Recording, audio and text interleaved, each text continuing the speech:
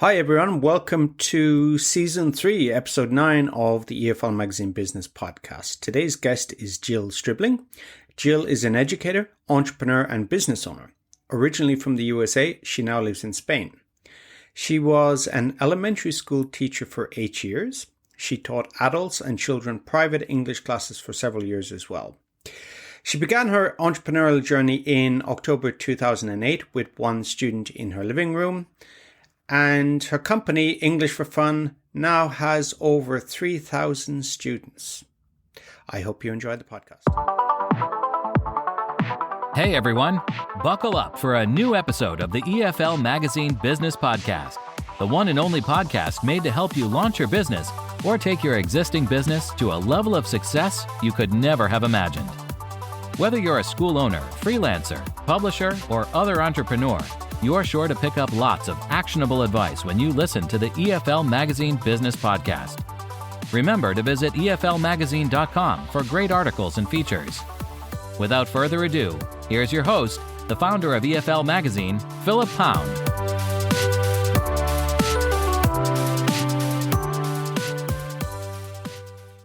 Hello, everybody. Welcome back to the latest episode of the EFL Magazine Business Podcast. And I'm really delighted today to have our guest, Jill Stribling. And Jill is, according to her LinkedIn profile, is a social entrepreneur for English for Fun. And she's based in Madrid. Yeah. Jill, how are you today? I'm good. I'm great. As great as I can be, right?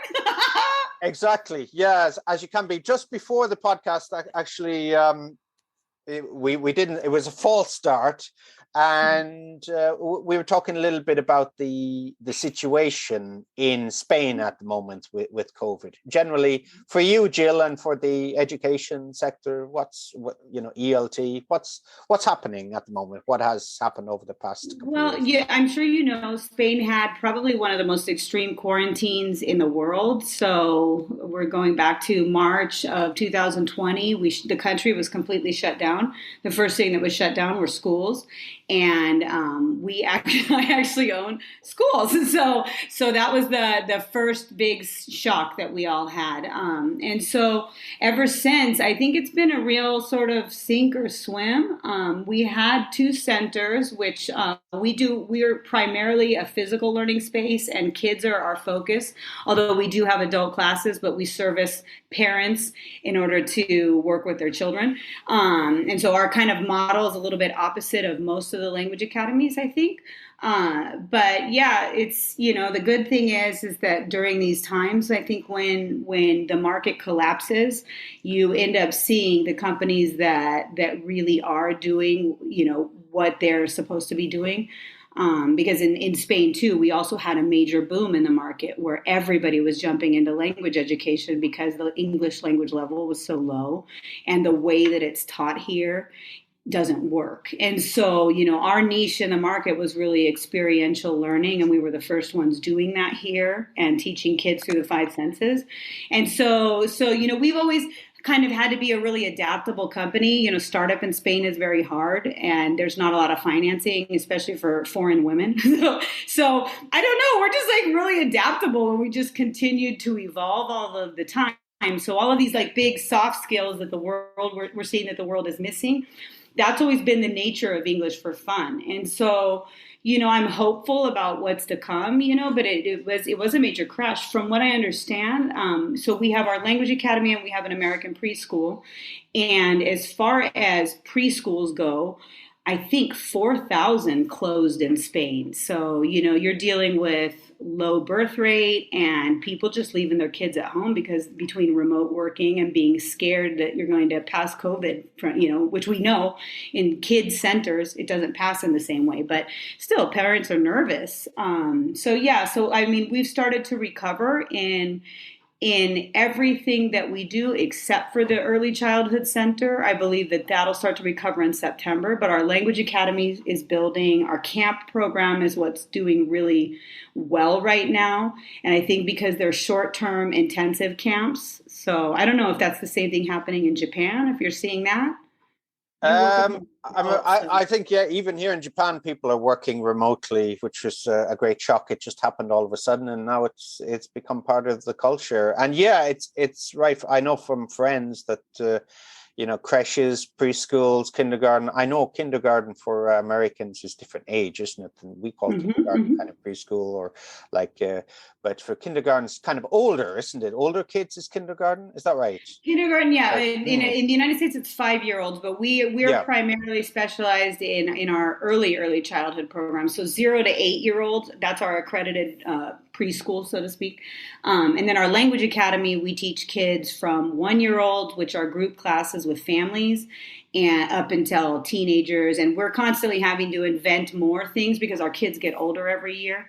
So we've been really lucky since English for Fun started in my house. It's always been a very family oriented company. My parents used to sit on a sofa while their kids would learn English for 2 hours with me. So that feel has meant that people stay inside of our programs for many years. And it's really neat because a lot of our older kids that started out as my 4-year-olds in my house, they're now our camp counselors. And so they're able to take on responsibility, and they're coming back to this place that they loved, and they're sort of the examples. So it's really neat to see the full circle, and hopefully that will continue. And also to see the rewards of their language levels, because what we really train is for kids to think in English, to live in English. We're not a test prep center. And so that's kind of, our database isn't somebody who's looking for their kid to get an A in English class. It's somebody who really wants their kids to immerse themselves and to be raised in a global project, but inside of Madrid. Madrid's super homogeneous. You don't have a lot of like diversity, but we bring that into our centers. And I think that's very important for like bigger life skills. So tell me a little bit about the preschool. I know we had that on the pre-chats. How many students, how many you had before, and how many you have now? I don't want to take you to a bad place here, but just I want to know how you're coping with the well, we had the good and the bad of English for Fun is we've always had, so we try to be a full circle company, and what we try to offer is ethical working contracts for people. They can come to Spain legally. When they're here legally, that's the only way they can work with us, and we are able to offer 3 distinct programs. So in my mindset, when I invented the system like this, you can, as a teacher, you can get 3 years experience in 1 year working with English for Fun. So in the morning, you work in our preschool as an assistant teacher. So you're learning from master teachers. And then in the afternoon, you're following our English for Fun, language academy methodology, and you're trained on that. And so you have your own classroom for 2 hours every evening. And then our summer camp, or our camp program, Christmas, summer, those during holidays, that gives you an intensive time. So you have an 8-hour day where you're teaching our lesson plans, and you're going through and you're learning how to manage a classroom and do all those things. And so that circle gives us the opportunity to hire more people full time and do those things. With that said, Spain's a really different place. I think people come here because they had a great holiday when they were kids and they want to relive that. They hear that my company's called English for Fun and they're like, it's going to be fun for me. I'm like, well, it's work, it's really supposed to be fun for the kids. We work hard and our values are continuous development and learning, and so if you're going to work here, you're going to be better when you leave. So that might be a little bit of a weird catch in the TEFL sort of scene. But as far as the preschool goes, we had 2 centers. We had a flagship center, which we opened in 2017 officially, because it had a year's delay after it was built. But that I wasn't able to save both centers. So we had to choose. And our original laboratory is in the middle of the city. And that's always been where we're known. And so we chose to bet on that rather than waiting it out here in the other city. And so yeah, we had to close and completely, it was rebuilding, and it was a lot of really hard lessons because, I'm not even from here. Like, I learned Spanish through English for Fun. And so a lot of the rules and the red tape and the things that happen, and then COVID hits and nobody was prepared for this. So we had to deal with everything from learning about what layoffs are, and how to do all those things. Because when the economy stopped and COVID hit, parents panicked and they were like, what do I do? How do, and people go really primitive when they get fearful.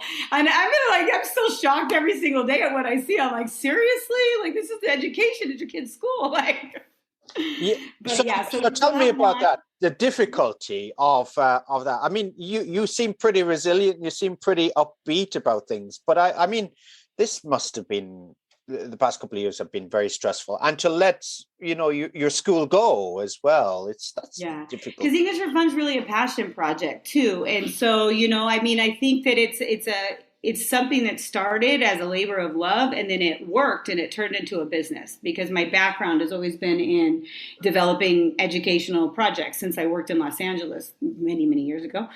And so building English as a second language projects, that's what I did from the beginning, even as a teacher. So, I think because the love of the project and what we've built and how, it's grown to where I'm finding people like you in Japan, that's what kind of has kept me going. I think that, also the story is really cool, because here you have a foreigner comes to Spain, and all of a sudden she's built something that turned into, by 2014, we had already serviced about 3,000 kids in Madrid, between all of our programs. So I don't know. I try to keep reminding myself of that so that I don't give up. And I know that, as the market shifts and you start to also weed out the unnecessary competition that's not really working, because we also had that boom after 2008 when parents realized they couldn't get another job because they didn't speak English. And so they started thinking about education in a different way. And that's when we were born, and so that helped. And luckily, too, the Spanish culture, their habits don't really change. It's a very set in stone culture. And so after living through startup in the first crisis, I think also helps me to understand what the market's going to do and keep fighting. So I just keep telling myself, I'm like, if I can just make it to September, we're good. So we just have to fight that way, So for those who haven't yet started their businesses in ELT or outside of it, or looking to make that break, this is the fun you have to look forward to, going from month to month, not knowing where your next check will come from. But tell me, okay, so this is the situation now. I want to go back to how you came to Spain in the first place. What's the journey there? How did you end up there? So I was a teacher in the United States in Los Angeles Unified School District, and I actually was brought to Spain to teach at the American School of Madrid. So I'm sure in Tokyo you have American schools. Sure. There are accredited schools in the United States, and we offer an American curriculum. And so I was brought to Madrid for that. My dream was to come to Spain to learn Spanish, and once I had enough experience and degrees, I was able to get on that plane and go. So I try to consider myself a running to person, but who knows? And so that I was there for 5 years, and then I had met my husband along the way and stayed, and realized if I'm going to stay here in Spain, I need to do something that I'm going to be happy with and engaged in. And I think, I'm just a curious person anyway. So I decided to leave after 5 years at the American school and got ready to start my next project, which I didn't really know what it was going to be. I just knew that I wanted to start a business. And then in the middle of all that, I had a son, and the recession of 2008 hit, and I really needed to figure out what I was going to do to help our family.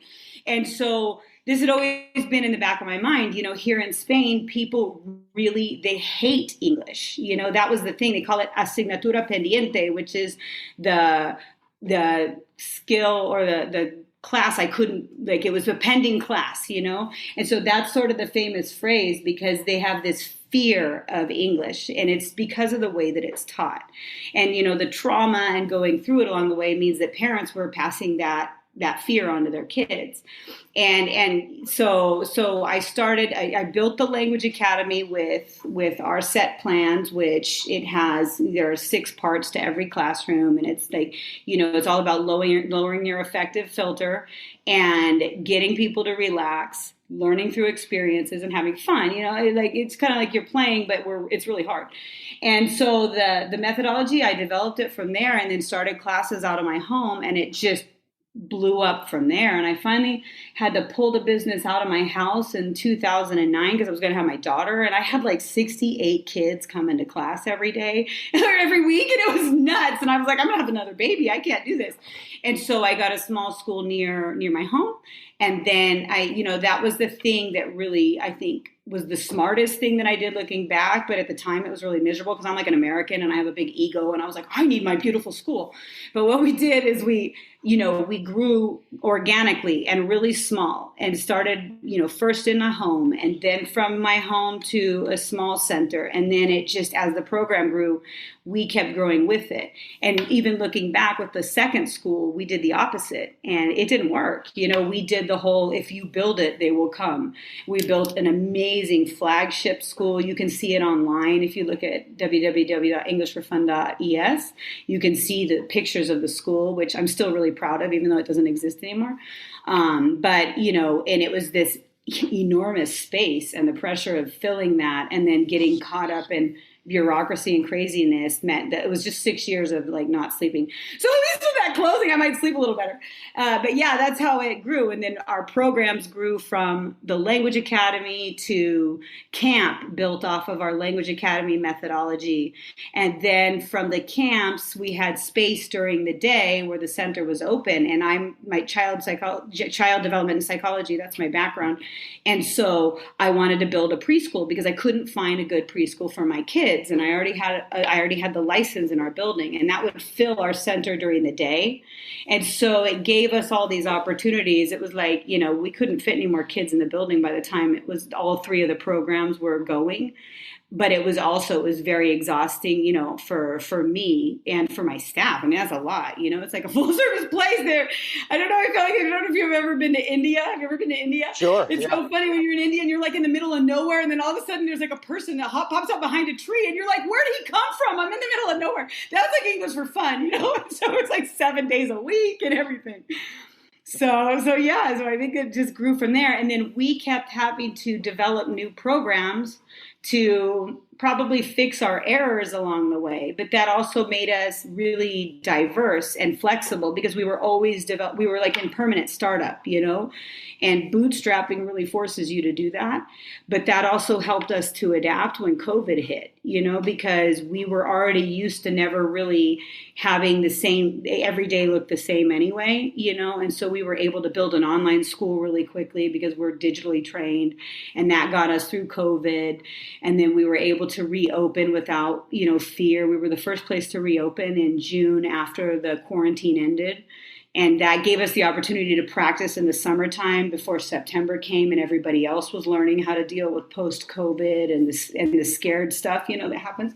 So, yeah, I think, the sky, in some ways, the sky's the limit. But in other ways, yeah, it's really scary. All of this is, if you're a teacher, especially I think about it from teaching, so many of us got into our sector because we like to control things. We like things to be the same. We like to be organized. And then all of a sudden COVID throws things up in the air, and it's like, whoa, all of the things I thought I didn't need to learn how to do, like be digital, like all of a sudden I have to do it all, So I don't know. Our sector's in a weird transition, just like everybody, right? So take me back, 2008, you picked the right time. I mean, this was the financial crisis. They call it the Lehman shock here in Japan, and everything was in meltdown. And especially... We call it a crisis.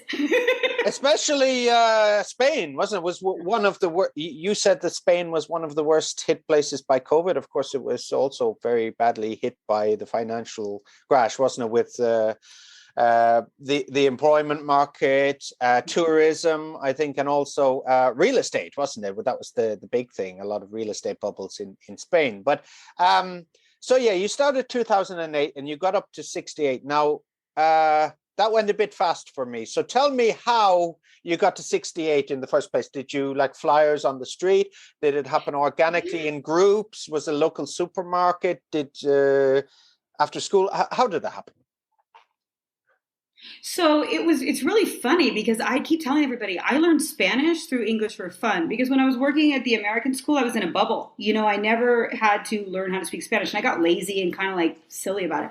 But then I did not speak Spanish. I start this company and I'm like, okay, what do I do? I didn't know how to do anything. And so I used to do Google Translate for my newsletters that I would send as I started building a database. And finally one of my customers, she was so nice, like a year after we had opened and she'd been coming every week. She goes, just so you know, Jill, like nobody understands what you're saying in your emails. And I was like, oh my gosh, because I would read it and it made sense, because it was like, and so what happened was, it started with just friends and family and telling them what I'm getting ready to do, and everybody kind of passing emails and getting around to us from there, and then word of mouth. Spain's very word of mouth.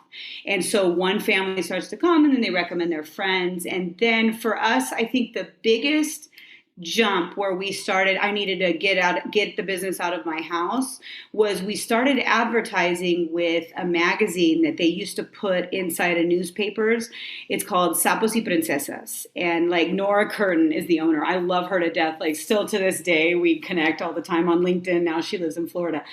But Sapos y Princesas was the place where we took, and we've never been able to recreate that with another program, which is there. I don't know what they did. It was magical, but they had this magazine that would go every month inside of the major newspaper. So parents would go through it and they would look for what they were going to do with their kids. And we were, we just boomed through that because what we were doing was so different. We were the first place doing 5 senses of learning in Spain. Everything was very, I don't want to give free advertising to major British systems, but everything was very much like corporate, follow a manual, follow a workbook, and that's how we're going to learn. And so we were the first ones. We cook in class. We do all these like really fun things. And so it was very different. And parents, since they had so much language trauma, they wanted their kids not to hate English. And so I think that really helped us kind of grow. Google was at the time too, we would do Google ads and we had no idea what we were doing. And it was really, everything was just very hit or miss and we'll see if it works. And I think in about 2011, so when we opened the school where we're currently at, that was 2011, more or less spring break. And then we hired an agency. So that's when we took on our first, we might have had somebody doing a little social media, like Twitter or something, but that was when we took on our first PR firm.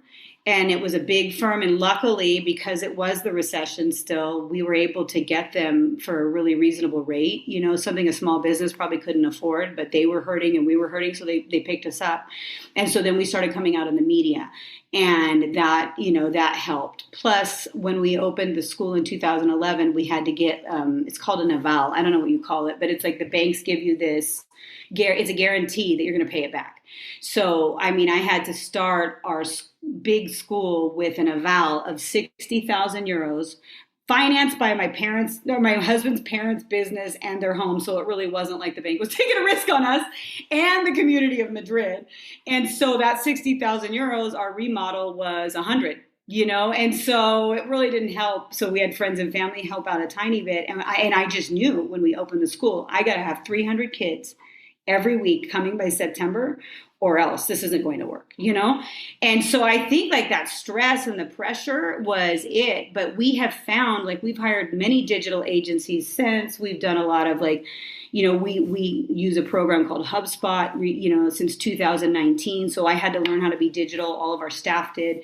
And nothing has worked for us the same way as the organic stuff, I probably because of the way we are, the flyers on the cars. We do my favorite thing, and the thing that works the best, and I shouldn't tell this secret, but I swear it's the best, is that we have always done balloons in front of schools with our logo. So we have ourselves or we hire people to stand in front of schools with balloons. And now they're like, we put QR codes on them and stuff, but just that balloon in front of a school is, I think, probably our biggest seller. There you go. Weird. Noted, duly noted. Yeah. So, get a balloon, a helium balloon, or just a regular Helium balloons in front Okay. of the school. It depends on what your market is. Like ours are, we sell to kids. Like we want our customers are Of kids course. and parents. And obviously you have to have the parents happy, but the balloons in front of schools, that's been our biggest thing. Yeah, I More think than it. we sponsored races, because we're always trying to do things where our values are still in place. So building community, teamwork, inspiring and empowering others. So we sponsored some races and little things like but the sponsorship and those kinds of things always worked much more for us than the digital. And so I can't figure out, still to this day, we have an agency that started with us, and I'm still like racking my brain going, how come it all worked so much easier before, but we always, because of our character too, like we need people in our center to see how we work, and that engages them and that gets them really excited, and not being able to do that with COVID has been so rough, trying to replicate it online. I don't know. I think sometimes we do a good job, sometimes we don't, who knows? But those flyers on cars too, that helps. Yeah, it's a tip from Dean Rogers here in Tokyo. Actually, he gives similar marketing advice. He said if you start a school, and I think he started his schools in Ginza here, which is kind of upmarket shopping area, and he also, I think, in Shinjuku and other places. But he said, if you stand on the street, wear a shirt and tie, and hand out your flyers in the shirt and tie, you look more professional. So for the kids, you hand them balloons. It's kind of straightforward, common sense advice, isn't it? But we tend to over elaborate sometimes. But even, just the simple things. So I'm surprised, like, right now, if you saw me, normally when I go out to run, like, but I'm also really proud. And I would have a tattoo of English for Fun if I was into tattoos, like I'm really proud of what we've built and what we've done with the families here in Madrid. And so I don't see any shame in I think as a small business owner, you have to street market, and you're always thinking about hustle, and so everything that, we have that has our logo on it, just those little tiny things, because people usually need a contact point, at least with children, seven contact points for marketing, no? So they have to have heard about you 7 times and to be in the right frame of mind before they'll sign up. And so just the little things that just wearing your logo while you go out somewhere. And the other day I was reading a post from Spanx, Sarah Blakely, and she said when she had money for marketing, Spanx, did you see that? Yes, she's famous, isn't she? Her Yeah. marketing, yes. And when she had nothing, what she would do is she would wear a T-shirt out all the time that said Spanx. And I swear that's me. If you see me, I've always got English for Fun somewhere on me. It's funny. So you decided to take it from you had 64, 68 students. You decided to build a school. So what goes into building a school? Okay, we talked about having to get the collateral and the finances in place, but a couple of things I want to ask about is the red tape in Spain. It's famous for being a bureaucratic red tape country, isn't it? And also the location. How did you know this was the right location to choose? I think, a lot of it was just kind of weird coincidences. The second school that was done with proper market research, that was done with a small amount of investment from others, and so we had to handle that in a different way because we were putting ourselves into a multi-million-dollar project, that was going to be a long-term project that was going to start out with where we were at and build to a second school on that same plot of land. And the funny thing about that second school, where we did everything right, if you look at the market research, everything was right. And we were recommended to go there for the last 7 years, of the business. But the funny thing about, when you're looking at that, is that there was a building already constructed on the plot of land, and then there was another space. And so we see this plot of land, it's the perfect spot. And we were thinking, okay, we're going to build the school. And it was like a €3 million build, to start. And that was going to require a lot. And then on the other plot of land, there was this building already built, and it was, we had done the land study, we'd done everything, and it was already done. And when you walked inside of the building, it was perfect to build a school because it was going to be like a medical clinic. So literally each of the way that it was divided, the rooms already had even the sink, like the what do you call it, tomas de agua, like the things in the wall to put a sink and to put toilets. It was all ready to go. It was perfectly divided so you could put 8 classrooms in and do all of these things. It had a basement area, which I knew I could flip into a massive maker space and build classrooms there as well. So we look at this place and we're like, oh my gosh, this is so cool. It's a soft landing into this very complex new project. And in the end, it was like the hardest landing, the worst thing ever. And so the original school was just, the first place was I had to get a place to get the business out of my house. And I was already in a neighborhood in Madrid in the center called Chamberí.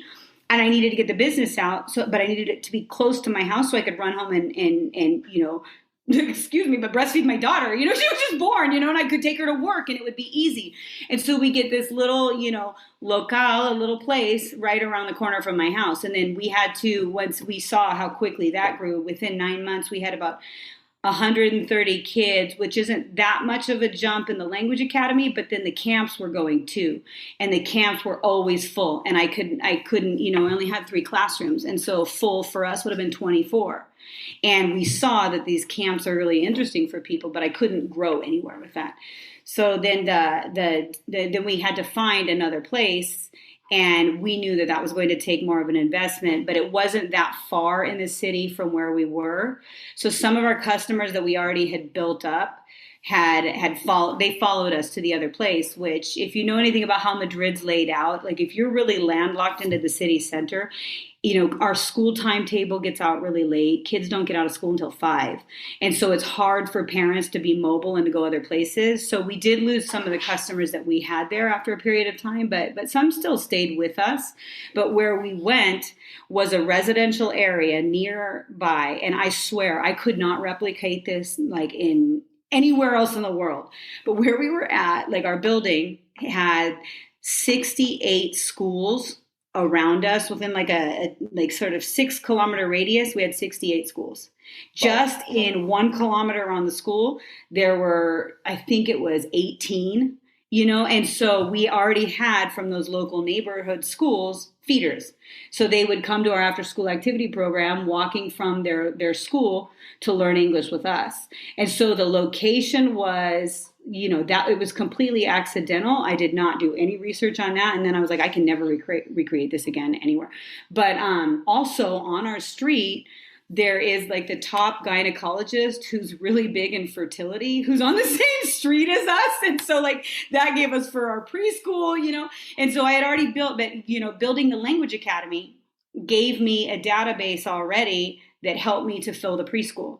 And so I always tell people that people assume that like the preschool is what fills everything else, and you got to fill that. No, if you have a huge language academy and you have this huge camp program, they're your feeder already into the preschool that we built later, And so, yeah, that was just like complete luck, In the second school, we did all the research and it just did not go as planned, but the bureaucracy was what caught us and all that. And you've seen what Spain is like, and I don't see it changing anytime soon. So people really do have to think very carefully about where they're locating, because all of these things that happen, every single district in the city is different. In the community of Madrid, I don't know how many districts there are, but my second school was 9 kilometers from the city center, and it could not have been any different from the red tape that we found. The local, I don't want to use the word, but we won a lawsuit against them in December of 2019. And it was the issues, but COVID hit 2020. And so we finally beat the city hall. We win the license. We get our educational license. So we no longer have to be a play space license. And then COVID hit, and it was like, what they were doing was, bleeding us dry until we paid somebody to do. We didn't know that though. I'm an American. I had no idea that was going on. Now in hindsight, I know a lot more than I did. But yeah, it was rough. So tell me about running camps. You said camps. So what kind of camps are we talking? Summer camps? Yep. All. Summer, spring break, Christmas, and we do, the British schools, for example, they have certain holidays throughout the year, like the midterm breaks. So French schools as well, and so we offer camps when kids are on holiday, and it gives parents the opportunity to continue working, but then also it gives them this push for their kids in English, and so they're 8-hour intensive camps. They're always on site. We don't go to any schools and do it. And that's been one of our ways to control our quality, is that everything that we do with English for Fun is done at English for Fun. And it controls the learning, because they come with a mindset prepared to learn. So you're creating context automatically when they come inside of the center, just by being in a space where they know that here, this is English, And so our camps are the thing that's working the best right now, because they're more short-term options. In Spain, they're very spontaneous, and sometimes that spontaneity means that they're like at the last second scrambling, and so that helps us. And that's the thing that's working the best right now, is our intensive language camps. Okay, so you mentioned that you couldn't really scale the camps. So you just explained that they're held actually at your premises. But, there is maybe a temptation to do them somewhere else, isn't there? Maybe if you were a little bit greedier, you could say. Absolutely. Or not even greedy if you're starting up and you need to do that. I mean, there's definitely, but what happens and what we saw, and I don't know what it's like in other countries, but in Madrid, at least, the problem is there's a lack of like camaraderie and a lack of ethics between one school and another. So the second that you get yourself inside of a school, especially someone like us, which we have a set methodology, it's not just, take some worksheets and go somewhere else. What happens is the schools automatically, they're ready and thinking about how they're going to copy what you do and do it themselves. And so we operate in a more unethical market. And so that also was our way to make sure that we continue to control like our methodology and what we do. Yeah, they can hire one of our teachers, but our teachers, when they leave, are not going to be able to recreate the experience that the kids have when they're with us, So, that's the one thing you do have to be mindful of, especially if you're teaching a set methodology and it's yours, is, like your intellectual property. Once you start going into other centers, it's at risk, because the schools are just thinking about, I need to pay my bills and I need to figure out how to fill this time, and parents will pay for extra classes. We even have schools here that are run through large church organizations, and they offer English for Fun. And we've had to send our lawyers, to big organizations. So there's that piece of it, so they would take our name down off of their website. So I don't know. I think it really depends on where you're at, but that is, I think that is a little bit of something that somebody who's starting up can do. Offering to operate the camps inside of campuses is, I know that like the university campuses, they have employees that are in the summertime working who need to do something with their kids. There's definitely little things that you can do if you don't have it. And the infrastructure is a killer. Like right now for us, that's really hard. We have a huge overhead and less students than what we're used to cover that. So that's a way to keep your costs down when you're starting up, I think. Okay, yeah. So I was about to suggest that maybe for starting is just the sort of summer camp and do it on premises somewhere else, and maybe yourself, or just hire somebody for a couple of hours and, maybe during summertime. But for somebody who has a school already, maybe in a premises that's looking at different ways to bring in revenue and haven't yet explored the idea of running summer camps, what kind of advice would you give? Well, it's funny because we, for example, in summer, our summer camp, it's a matter of the more space we have, the more we can fill. So we actually rent out in our neighborhood local schools for that month. And for the schools, it's win-win, because in July, they don't have if their campus is closed in July, we have a neighboring school that we rented out in July and August. And then we have 2 campuses going, but the staff that runs and owns that school, they're not even there. It's our team, And so that's how we are able to get through July. But we're lucky with the neighborhood that we're in because there's so many schools around us, and you develop relationships with some, and you can do that. So yeah, no, absolutely, that's a good. I think that that's a good idea. And I think that schools, they're not prepared to run. They've got too many, you know how parents are, like moving parts, and it's difficult. So anything that you can do that's going to ease their workload by operating their summer camps, like that's a savior for them, And you'll have a base of a lot of people. Some of these schools are huge. I mean, I don't know how it is in Japan, but the schools here in Madrid, some of them are really big. Yeah, they're big. So yeah, it's taken up that space, giving them extra revenue during the summer. Also, it's taken the hassle factor away from parents, isn't it? And then it's providing maybe a bit of extra money for teachers during the summer as well. It's a win-win, isn't it? So there's some ideas about camps. So you had the school, the camps, things were going along well. COVID, of course, hit, but you had that kind of resilience. You had that what we would say the restore point of starting up, let's say in a crisis. So it's very similar to previous podcast, Ihori here in Tokyo. I'd recommend people to listen to that podcast. She also started up, I think, in 2008. She had teething problems, and being a woman entrepreneur in Japan is not easy, and she didn't get support. Yeah. So yeah, and she also had the difficulties, and then going online as well. So actually, once you've almost suggested that there. So being a woman entrepreneur in Spain, is there a difficulty there? Tell me about that. Oh, absolutely. And I think I run the other side of it, which is being a foreigner, and Spain is very, we don't realize that. And I don't know what it's like in other countries. I haven't done this anywhere else, but. Well, definitely Japan is the same. As they at the end of the day, when push comes to shove, we're going to stick to our own, and so it's like, I'm providing a service that somebody local can't meet. However, there's that little piece of, well, you're not local, so your rules can't be the same as ours, and so, yeah, it's definitely like a challenge. But I think anywhere female entrepreneurship, even if you look at like the investment that we bring in and all of those things, it's way different. And I think a lot of it has to do with the fact that we're more like hands-on and really involved in the business. So sometimes getting our head out of that and doing some of the other things that maybe a male entrepreneur is able to do, because they delegate differently, maybe, I don't know, makes it harder for us to look for financing. But it's interesting because we've been in the process of joining other organizations, and we've gone through it several times. And I finally, now I'm like at the point where I'm like, stop wasting my time, and so we just recently, I was speaking about this to somebody who that was interested in having our project join their project.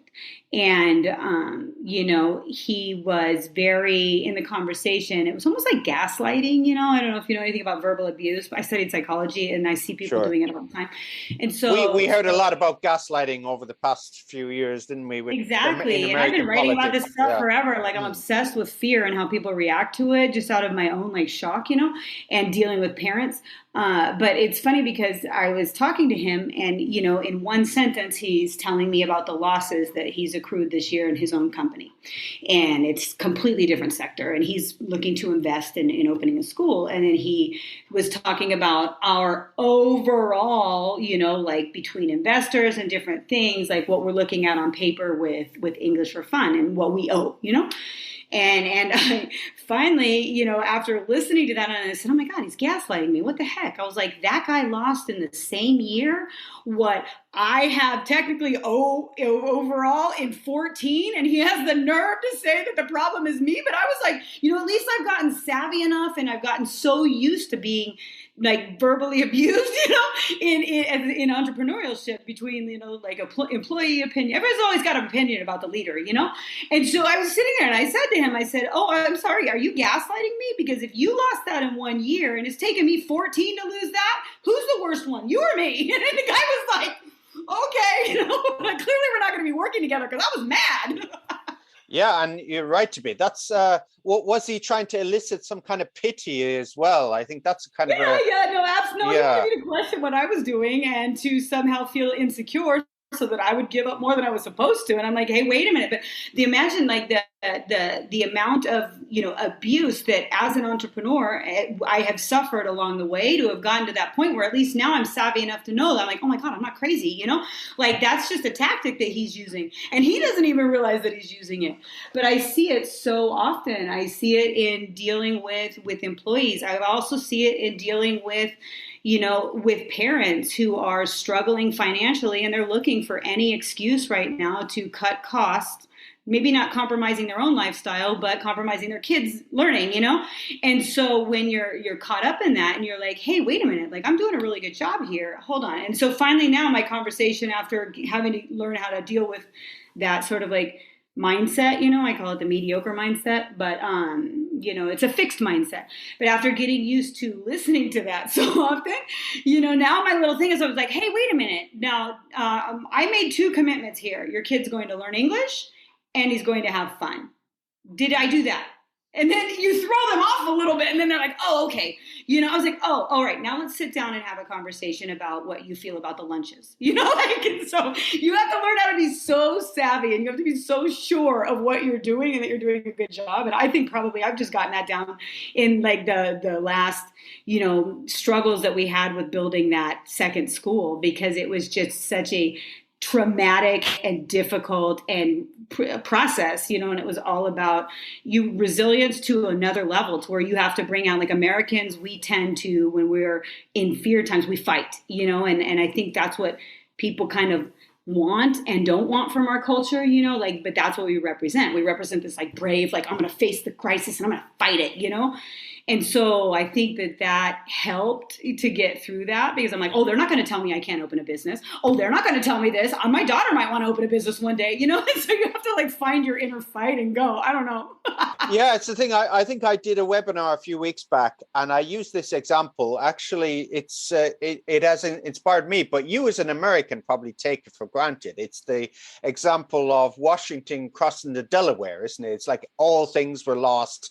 Washington had to take action. He had to be proactive and take the fight to them. That's the foundation myth. That's what you grow up with. So it's like, oh yeah, things are bad. We have to take the fight to them. So that's kind of the attitude, I think, a lot of it. And I think that's one of the things that I struggle. And then also as a female business owner, in this whole thing, is that, we like it, but we don't really like it that much too, and so, and that, you're dealing with insecurities from either male or female when you're in those situations, but what are you going to do, That's true. And another thing really interesting, what you brought up there about the, and for me, I we worked in advertising and sales and, negotiation was part of it. But for somebody maybe starting out in entrepreneur or starting out business and as you say, the school of hard knocks and learning along the way, that one, and this is something I don't entertain anymore from people I used to in different jobs was, as you said, gaslighting, but they try to devalue your offering, don't they? So they say,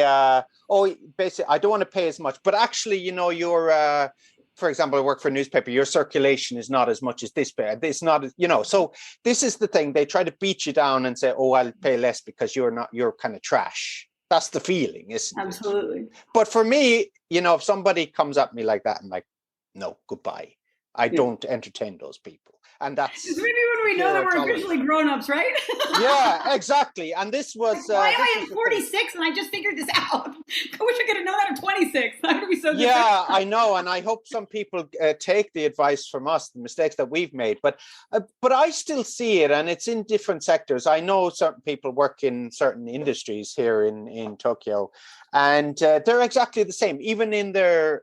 I've an acquaintance, and even in his everyday dealings, not in business, I don't have any business dealings with him, but he's like, he uses the same kind of beat down tactics, People who are like that don't realize that that's what they do. Like they have no clue. And when you call them on it, then they're super mad. Like you got to read my reviews, And I'm like, hey, you also didn't have to be the idiot at work. Like there was that option, right? Like, and so now I've gotten, but I pulled myself off LinkedIn for like a month because I was getting really frustrated and feisty about the way that leadership is criticized. And it's like, hold on a minute. Has anybody in the entire history been prepared to lead in this time? Like, no, there's nobody that's known how to do this. And I get very, very upset.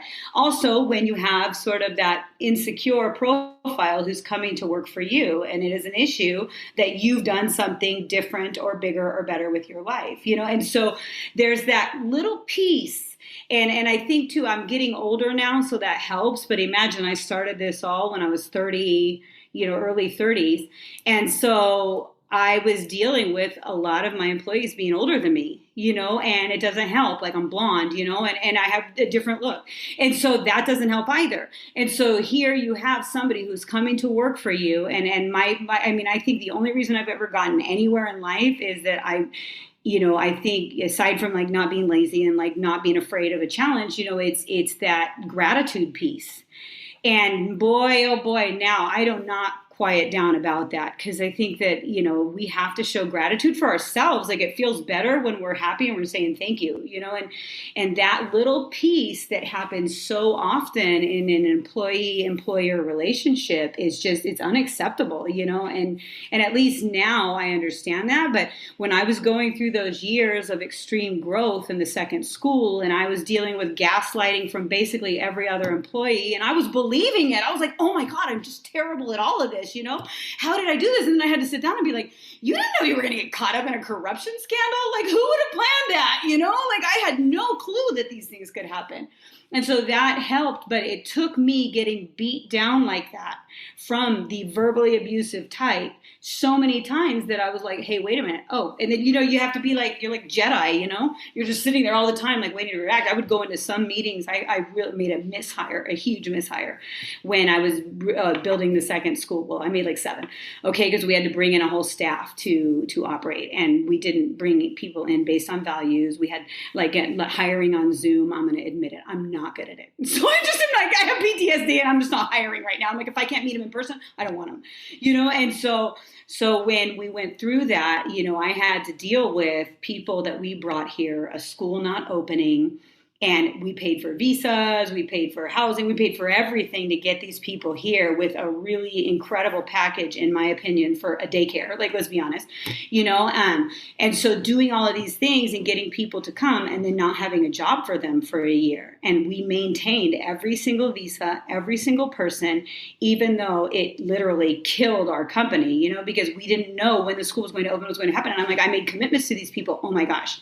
It is my biggest regret, honestly, after what I've dealt with since at the hands of that type of person who can't say thank you, that I still to this day am like, why didn't I just give them €1,000, say, I'm sorry the school didn't go open, thank you for coming, and let them walk, because there was never a thank you, and oh my goodness, this must be so stressful for you. It was constant gaslighting. And I was thinking, wow, how did I mishire so badly? That's when it kind of surprised me at the way the world has shifted in education, because I just didn't know that. I didn't know how to be prepared for that. I didn't know that people in the TEFL sector have like all these ways to lie on their resume. I didn't know that I'd have to check people's backgrounds in a way that was so detailed. I didn't know that there are professional people who travel around the world ripping off schools. And when they get to schools, they extort them for more money once they're there, and they lie on their resume because they can't ever ask another boss for a reference. I had no clue about any of this,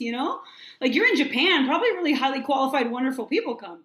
But man, I don't think so. I mean, I think it happens everywhere. That's how is this therapy, or are we talking about language? But I think that's really interesting because, we often hear about bad schools, don't we? I think I read on Reddit a few weeks back, there was a school here I don't know, it was in Tokyo, somewhere in Japan anyway. And the guy, basically she wasn't able to retain staff for good reason. And one was when you joined the school, you had to give your username and password to all your social media accounts to the owner of the school. They had to basically control your social media accounts. And also one But guy what was kind of people are in the workforce that they can't be adults and control their own account? Like, what are they like? Yeah. Another one was the same school. The guy who brought packed lunch or bento, whatever he was bringing to school, and he put it in the refrigerator. And she said, "Sorry, I'm going to have to charge you like 500 yen, $5 a month to put your sandwiches in the refrigerator." So yeah, people, it can happen. Yeah. Don't you ever wonder sometimes, like, I think that that's really terrible and disgusting, but don't you ever wonder sometimes, like, what did that person go through along the way to get to where she's like, I'm charging €5 for my fridge? Because I can also tell you stories of some of the weird stuff that I've seen to where I'm like, oh my God, I didn't realize I have to tell my employees they can't get packages at work at an accredited preschool. You know, like once I opened one of the packages and nearly had a heart attack. And it's like, oh my gosh, what is wrong with the workforce of today, you know? So I don't know. I don't think that that's right. And it's so funny, but I've also noticed, and this was just like a weird observation because there are some really terrible people out there. But then I've also noticed that there are these people who professionally justify their actions as like a job, you know? And so literally they're already ready when they walk in the door to start inventing whether, you know, oh, I can't succeed here because there's mold on the wall. I'm like, we don't have mold in Spain. What the hell are you talking about? Or, oh, I can't, there's this like automatic excuse. And so that's always been my that's my new red flag in the last, you know, since 2016, to where when somebody walks in and they automatically have a reason for failure, and, you know, and it's like, oh man, we're not in Kansas anymore because like, this is the place where you're an educator. You have to know how to adapt because you're servicing the needs of kids. And so I've had to learn along the way to watch certain tricks, because also sometimes there's one angry person who has done something really wrong at your school, and that person, in order to cover up the wrong thing that they've done, you know, they start talking about how terrible you are. And it's like, but wait a minute, I think I was really good to you. But they're gonna, you know, and those kinds of people, they're gonna beat you to the punch. And so they're going to get there faster than you, because if you didn't do it, you're like busy and not noticing that you're going to be attacked. So you're not like prepared for it. You know, it's like, so I don't know. I see it on both ways. And I think our sector really needs to take a moment to reevaluate, because if you're someone who's just going to put on a backpack and run from one country to another every time it gets hard, you're the problem, not the school. And that is something that I wish we were talking about more on LinkedIn, and the kinds of things that leadership is facing. Like, I'm sorry, that took me on a tangent. Like, that's ridiculous having to charge people to use a fridge. But I bet something happened along the way, so that, because I just think that that's insane, right? Like, I know. I thought it was funny, but yeah, I think they gave a link to the school anyway. It was on Reddit. Oh yeah, they always do. I'll find something. You know, but yeah, there's kind of famous websites and, you know, bad schools. But of course, you know, there's bad. Yeah, but there's teachers. also careful. Absolutely. There's also a famous website which we refused to hire from, and I actually called them and filed a massive complaint, because I'm the one who will fill out a survey to help you. And I was so angry because we couldn't afford a big organization like Search Associates. That's how I came to Spain. And that's like very reputable. And it's, you know, but we couldn't pay that, you know, for a startup preschool. But, you know, we did go through one of these online sites that charges a minimal fee. And that is where we got our famous 8. And every single story was trauma. And you can go on that site and you can read all the things that they're writing about me, but you can't really write what, you know, as an employer, you can't go in and give your opinion about what happened in the circumstances. And so, you know, those websites too, like, you know, there's gotta be something in the middle, because, you know, usually if somebody's going to take to writing about a place that has employed them, you know, they've got a lot of free time to be able to do it. I mean, yeah, maybe it was that bad, but maybe it wasn't. Maybe the person was just a total turd, and they're a turd here, they're a turd in Japan and everywhere. And this is who's roaming around the world right now. I've heard some stories. It's not this bad, but I think it was one teacher a school owner told me, I won't give the person's name away, but they said that there's a previous employee sent him like a mini coffin with ashes in the post. And yeah, so things like that happen. And I'm sure you get like emails. I could write a book. So this is my new thing. I'm like, if English for Fun fails, I'm writing a book on human resources and human development. Because we've seen so many things. I think our sector also, it attracts a certain profile for working, you know? And so it's like, it's kind of funny. Like my mom laughs about it and I tell everybody the stories and they're like, what happened? And I'm like, yeah. Yeah, I mean, it does happen. And of course, people who are listening to this podcast, they're all, reputable and they are all qualified and they want to... I'm kind of hoping some of those that did some bad things to me hear it and they know I'm talking about you. They might listen if they see the name, they might listen to it. But I hope your followers go up 1 million. Yeah, it will. I'm looking forward to the comments. Yeah, we'll see what happens. Tell me if they come in. Yeah, if they do, it'll boost the listenership anyway. Yeah. But yeah, it's kind of the elephant in the room that a lot of people, due to the nature of the profession, it's a little bit like the Foreign Legion of old, or what's the Spanish? There's a Spanish equivalent of the Foreign Legion, isn't there? I can't remember. I heard of it like 20 years ago. But yeah, so people can escape. They can recreate themselves in a new country. They can fake. They can escape from something in their home country, can't they? So it's not that in nature there's bad people, but it enables this kind of behavior. I got to tell you an anecdote because it's really funny. So one of these traumatic situations that we had, it was so bad, and it was a couple, and so I literally still to this day, she would have killed me if she found me. Like one of those crazy things that you never expect when you hire for a preschool. But the funny thing is, finally, it was almost like therapy. Because it kept, all these things kept happening, and then when we had to fire for gross misconduct and get rid of this whole situation, they just kept coming around, and then they kept, talking to our staff and doing this, and they would pop out behind trees, and find someone and be like, "Do you work at English for Fun?" Just so you know, she's evil, And I'm like, "Oh my God, seriously? Get a life." But the thing is I finally that situation was so hard that I went through the resume then with a fine-tooth comb, and I was like, okay, how did I miss this? I know that I didn't do the reference checks, but somebody else did. How did they do that? And so finally I went one by one through the people on that resume and found the school. I'd have to get it, I was fired up, and I'd go on Google and I'd be like, okay, who runs this school in India, And so finally I figure out who it is, blah, blah, blah, blah, blah. And I get to the bottom. 2 of the schools on the resume didn't exist anymore. They were miraculously in very developing areas. One of them blew up, another crazy thing. But then I finally get to the bottom of this school in India. And I reached out to the headmaster of the school. And so he and I bonded over our stories, which our experiences were similar, but only he was working for a huge organization, so he could afford to end the situation. But I could not believe it when I was reading it. And it was like, oh my goodness, I'm so glad I got in touch with that man, because it was I kept sitting there going, I can't believe I'm such a bad person. I can't believe it. Same exact story on the other side of the world as what we faced here. So beware, everybody who's starting a school, or look for the red flags in the interview process, and do your due diligence on the CVs, resumes, and check the references. So, as regards red flags, hiring people, is there? Go back to people building a business. But this is part of building business, of course. Is hiring people, but.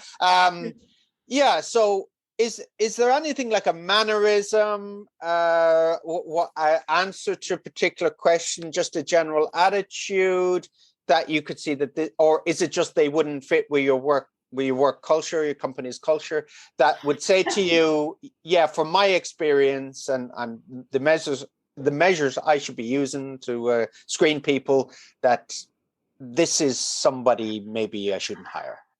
I think those kind of sociopathic people, they tend to interview really well. So they're really good at talking about it. They have no fear. Yeah. I noticed a couple things. Yeah. I noticed a couple things. There's usually, when you ask a question that you really need an answer to, that is something where you know that they really want the job and that they're going to tell you something that is the opposite of who they are. They usually do some kind of a tick, even on Zoom, because I look back at situations and I'm like, oh my gosh, I remember when I told her here we work until the job gets done, and she kind of lifted her hand and rubbed her neck. as she was answering, no problem. Yeah, I don't mind that. And then, you've got the one who will not work a second past her time, no matter whether you're dying or not. So that, you'll see when the hesitation and the reaction to something. And for me, the biggest is if they're trashing their former employer. That's just a no-go. Because that's their issue. Even if you have a bad experience at work, there's something to be learned in every single environment. I don't care if it was the worst place in the world. You still got to work in Japan for a while, and that's really cool. So if they're trashing their former place of employment, that's a red flag because they're going to do the same thing to you. Good point. Yeah, it reminds me of the famous Ali G interview. He was doing interview coaching, and the guy asked him a question. He said, "What would your former employer say about you?" And he'd say I was a liar. He'd say I was a terrible employee, but he's a liar. So it's something like that, isn't it? Yeah, that's totally. And since our sector is so transient, I don't know how it is or how long people stay in Japan, but you see, it's that a lot of types of people work in these things. You have the running from or the running to, but it's how they're kind of when they face a challenge, how they deal with it. I think that this sector allows that a little bit. So when things just get a little bit too hard and you're getting ready to start to grow and learn, you can just run to the next place, or when you don't like it because somebody's telling you something that you already know about yourself, you can get mad and then you can run to the next place, And so, that some people really have a hard time with holding up that mirror in front of their faces when you're the one that's doing it, and they're okay doing it to you, but I don't know. That's the thing that I notice is because our sector is so transient, that's kind of a lifestyle choice for a lot of people. And every time you run, it only gets worse for you, it's hard enough staying put. So if you start that life pattern and then you continue with it, your window gets smaller every time. You still got to live with yourself at the end as you go to the next place, and you left a bunch of kids. And you're like, hey, wow, look at the life lesson you taught children. I don't know. For us, it always flips me out. I'm like, just finish out the year. Whatever. So Jill, it was a real pleasure chatting to you today. I didn't know where this would go, but I'm glad. Talk about how we learn languages. Yeah, but I'm really glad. Some really great takeaways there about your journey, resilience, dealing with staff, and generally where you see things. But keep a sense of humor. Keep a sense of humor. Keep a sense of humor. That's the main takeaway. My here. biggest advice. So what's the future post-COVID? The big question. But what do you foresee? I don't know. Every day I just have to get up and give it my best and hope that we'll recover. If you kind of have to take it in little short goals maybe. And so it's okay, I had to do this for, we just did our Christmas camp. And so I had to set these small goals. Okay, if I can meet this level of, facturación, income coming in, then I know that we're in the right direction, And so we were able to beat what we did the previous year and get to the levels of what we had in our highest year, And so that was you have to find those little things to give yourself hope. I don't know what's next. Everything is so crazy here right now. So I just try to really focus on the kids and making sure that no matter how many days we have left, we're giving them the best service that they can. And I will say I'm super proud of, looking at our, even our staff, good, with all the craziness that happens, we really saved kids from post-COVID trauma and a lot of the things that we do. So I try to keep that in mind. And I'm okay, I'm here for kids. Respect kids. That's why we're here. And that helps if you keep your learner in mind, so that helps you keep going. Cause I think it's so scary and so dark. If you're looking at all the things that people are doing and saying, it sounds hopeless, I had to stop going. I'm on boards and different think tanks and stuff. And I had to remove myself from those things because every time we would go, I would just leave feeling so hopeless because it was like a therapy session, and everybody's just trying to get it off their chest as a school leader. And there are tears and we're I don't know if I can make it. but I had to stop because it wasn't helping me. It was making it worse because it made me feel hopeless, So try and make sure you're exercising, keeping all this stuff. But I don't know. I hope that we can make it. And if we can't, well, I don't know. I'll do something else. I've started my life over numerous times, and I think that if you stop one thing, because something else always comes along if you're doing good work and you're doing it with passion. So I don't know. I'm trying not to freak out too much. And, our good time of the year comes now. And so for us, the most horrific, difficult time is always September through December. And because, and when the economy is unstable here, those are the rough months. And then we start to hit our stride January through summer camp, because our biggest thing that we do is our summer camp. And that's usually the thing that kind of saves us, So I think, just getting through those little pieces and setting small goals and being like, I don't know if I can win this, but keep going, Okay, well, we'll stay in touch anyway, and I'm going to follow your journey with interest, and if see people, if we make it or not. Yeah, exactly. Well, who knows? If I start asking you for a job, I swear, I don't have any former employers. I was going to ask you. So, so I'm going to put all the your details there, your LinkedIn and your URL as well in the show notes. So if people want to contact you, what's the best way to get in touch? I would say the best way, LinkedIn, I'm actually much better at responding at than you would expect. Although I took a time out from LinkedIn because I was getting all fired up about the leadership shaming, but I'm back. So through LinkedIn is a good way, or my email is jill@englishforfun.es, and you can find all kinds of stuff about us on our website, and it'll usually lead you to my mail. So yeah, I think that they can ask me. If I can help, I'd love to. I was with someone recently, a former parent from our school, who runs this organization that's called Endeavor. It's super cool. It's but their whole goal is this multiplier effect, and so if you help out an entrepreneur, they're going to pay it forward, and it was really interesting because he's and they don't even live in Spain anymore. One day I reached out and I'm like, I don't know what to do. Adrian, is this right? There's nothing for us. And it was funny because just listening, there are some really great people out there that are willing to help and who get it. I'm so thankful that I've had that along the way. But yeah, if I can help, I would have no problem doing it. I'm not going to tell you I did it right because clearly. Yeah. Okay. So Jill, thanks again. Thank you. Thank you. This was great. And tell me how I can help you. Thanks for listening to the EFL Magazine Business Podcast with Philip Pound. For more great advice and resources, check out eflmagazine.com. If you found this podcast helpful, be sure to subscribe so you never miss an episode. See you next time.